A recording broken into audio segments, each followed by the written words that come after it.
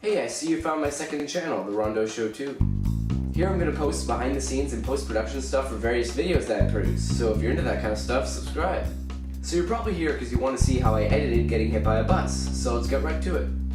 Okay, so to edit getting hit by a bus, first you need to get your footage. So what you need is a shot of the empty street. You need the footage of you on the street and then getting hit.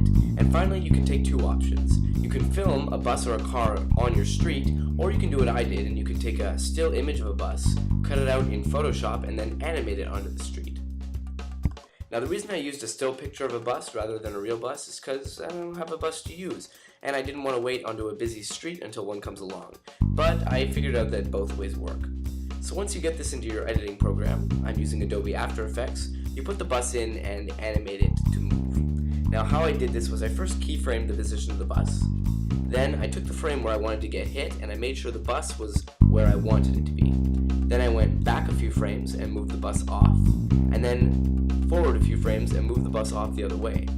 Now how I got my body to move was I took the footage and I drew a quick mask around my body, and then I keyframed it like the bus and moved it so that it would move with the bus as the bus drove off the screen. After adding a few sound effects and some motion blur, we come up with the final effect.